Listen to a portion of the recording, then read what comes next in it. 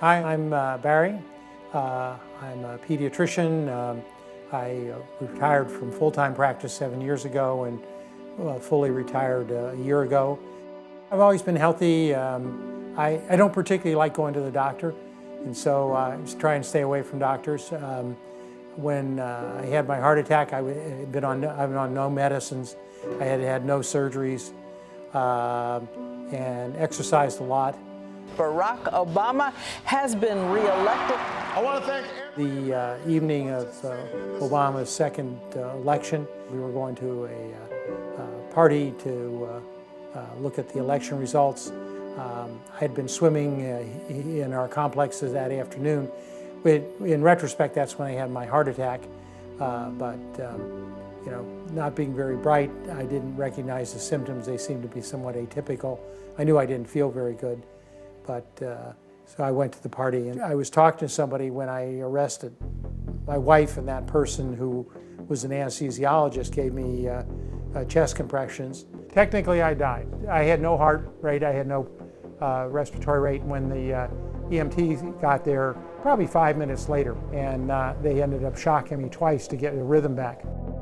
When he arrived at the emergency room, he was very sick.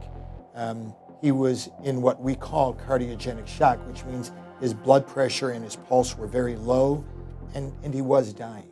Immediately, we took him to the lab and performed a life-saving stenting procedure, but we also implanted an artificial pump to help support his blood pressure and pulse. An artificial heart pump allows us to actually push out blood to treat the rest of the body when the heart is weak, and it gives the heart time to recover. Dr. Reisig was fortunate in being able to get to him quickly enough and revascularize or open up the artery that was blocked. Unfortunately, in the very short period of time that it happened from his cardiac arrest until getting in and actually opening up the artery again, the heart suffered significant injury. In most cases, opening the blocked arteries is enough, but in Barry's case, he was so sick and his blood pressure was so low that simply opening the arteries wasn't enough. Placing the artificial pump was essential to his survival. Over the course of the next 24 hours, even with this artificial pump in place, he still wasn't turning around, he wasn't improving. We decided to escalate his care by implanting a bigger pump. Ultimately, that was enough to stabilize Barry to the point where he was able to be transferred to a long-term acute care.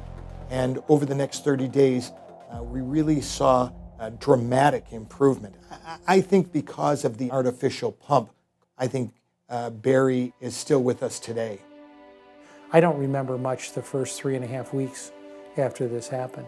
I subsequently read this cath report, and Dr. Reisig's writing is kind of funny just because he talked about sort of how heroic the cath lab was, because I arrested several times on the table as well in terms of the rhythms, and they had to get me back. So I beat some incredible odds. While our road has been hard, while our journey has been long, we have picked ourselves up. We have fought our way back, and we know in our hearts the best is yet to come. When I got out of the hospital, out of the rehab hospital, I was very weak and I had lost 40 pounds.